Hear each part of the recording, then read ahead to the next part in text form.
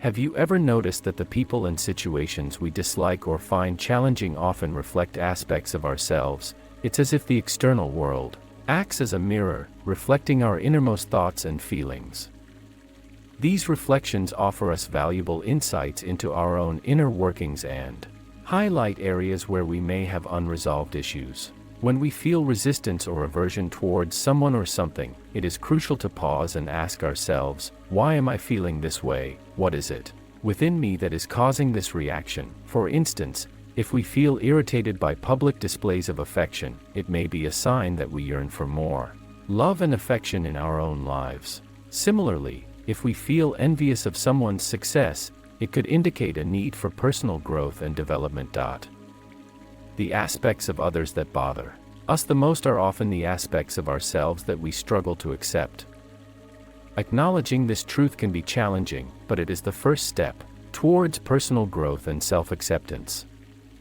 The conflicts we experience with the external world are, in fact, reflections of the conflicts within ourselves, conflicts between our ego and our true selves. The more we resist these conflicts, the more intense and persistent our aversion becomes. However, when we turn inward and examine our own inner landscape, we can find resolution and embrace harmony within ourselves. This inner reconciliation allows us to approach external conflicts with openness and understanding, and eventually, these conflicts dissolve. If we spend our lives in constant conflict with the external world, attributing all our problems to external factors, we are missing out on opportunities for personal growth.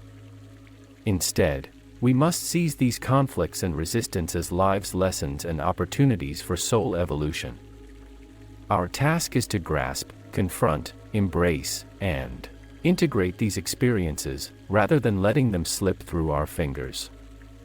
Every instance of growth missed is a missed opportunity. Although each person has a unique mission in this world, one common goal is to become more whole and complete. Life itself is a journey of self-improvement, and when we reach a state of wholeness within ourselves, our lives undergo a profound transformation. The most beautiful things in life often come wrapped in unconventional packages. The universe never reveals its love in the most direct ways. When you crave wisdom, the universe presents you with challenges. Only by overcoming these challenges do you attain wisdom. When you long for strength, the universe gives you stones to carry. Only by lifting these stones do you gain strength. When you desire wealth, the universe presents you with humble beginnings. Only by learning to create can you attain wealth. When you yearn for true love, the universe may present you with betrayal. Only by learning to forgive and embrace can you find true love. When you seek opportunities, the universe may tempt you. Only by maintaining equanimity can you seize those opportunities. When you long for happiness, the universe may subject you to pain. Only through the practice of self-improvement can you attain happiness. The gifts bestowed upon us by the universe are always veiled with challenges, and it is our responsibility to discern and overcome them. To truly thrive in the future, we must uncover two elements within ourselves, our mission and our talents. Our mission is the inherent task and responsibility we are born with, providing the driving force for our existence.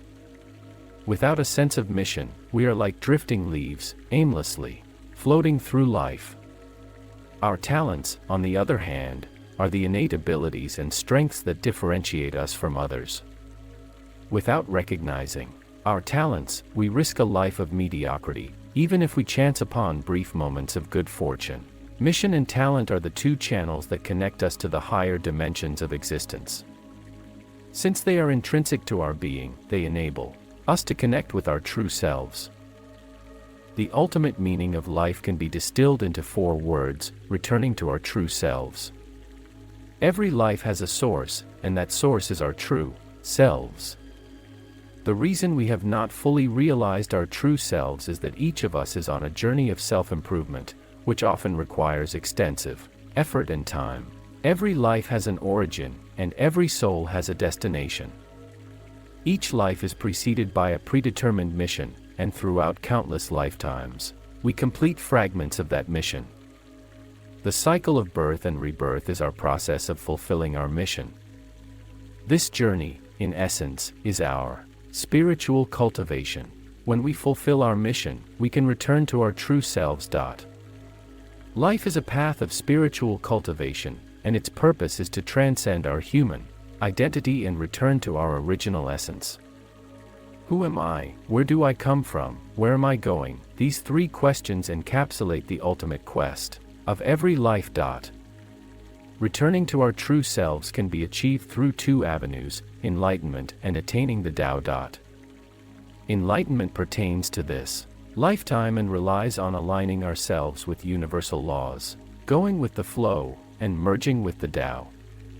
It is a state of effortless action, where we no longer need to strive unnecessarily but instead surrender to the natural order of things. Attaining the Tao pertains to future lifetimes and relies on cause and effect. We plant the seeds of our desired outcomes through virtuous actions and intentions, nurturing them until they bear fruit. This requires steadfast commitment, relinquishing desires, and diligent practice.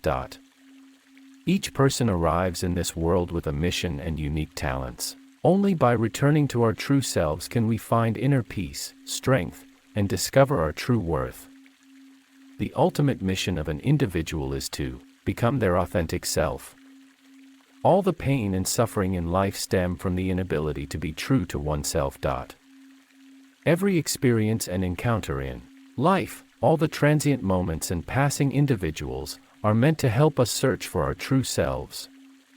While life may seemingly offer countless choices and possibilities, they are mere illusions. Once you truly understand your mission, these illusions vanish, and your true self becomes evident. First, there is a remarkable coincidence. Scientists have discovered that only 4 of the matter in the observable universe is visible to us, while the remaining 96 is dark matter, which governs the workings of the world. Psychologists have found that only 5 of our thoughts are conscious, while the remaining 95 are dominated by the subconscious. Yet, it is these unseen, subconscious thoughts that control our behavior. This is known as the iceberg theory. Psychologist Carl Jung said, "Your subconscious controls your life, and yet you refer to it as fate." Indeed, fate is determined by that 96 of dark matter and the 95 of the subconscious. The subconscious lies deep within us because it predates our acquired consciousness. Acquired consciousness is a product of our environment, while the subconscious exists from the beginning. The subconscious is a part of our true self. Each person has a hidden true self deep within, also known as the superego, which transcends worldly matters. It exists through love, wisdom, and virtues. The true self holds our experiences, beliefs, and cognition, and it determines our perspectives, actions, and choices. Once we find this true self, we open the door to unlimited energy. It continuously provides us with energy, transforming the impossible into the possible. Think about the people around you. What makes some individuals who seemed exceptional during their school years end up being ordinary later in life? What enables those who were unremarkable in their youth to achieve incredible success? The difference lies in whether they find their true self. We all know that success depends on 3 factors: timing, opportunity, and people. In reality, there is a more significant factor: self-alignment and divine assistance. I believe the complete version of the saying is, timing is not as good as opportunity, opportunity is not as good as people, people are not as good as self-alignment, and self-alignment is not as good as divine assistance.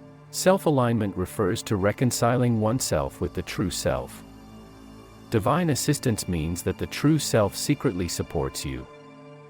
The true self is your original spirit, silently accompanying you. Once you find it and utilize its power, everything becomes easier, as if you have divine assistance. The true self consists of two parts, talents and missions.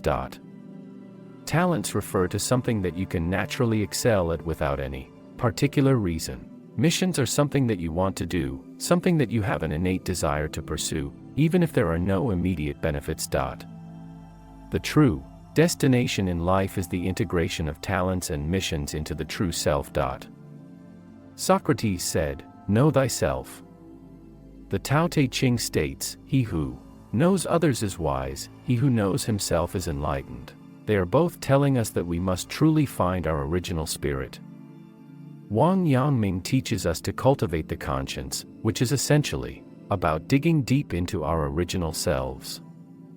Philosophers talk about finding oneself, and we talk about not forgetting our initial intentions. It's all the same principle. If a person finds their true self, they will undoubtedly become outstanding, successful, and happy individuals. The first half of life is about labeling oneself. We conform to the societal norms and fulfill the tasks and missions assigned by society, becoming qualified members of society. The second half of life is about tearing off those labels. Once we have completed the tasks assigned by society, we begin to search within ourselves, seeking our passions and aspirations, and wholeheartedly pursue our true self. Life is like a river. No matter how winding and meandering it may be, its ultimate purpose is to flow into the ocean.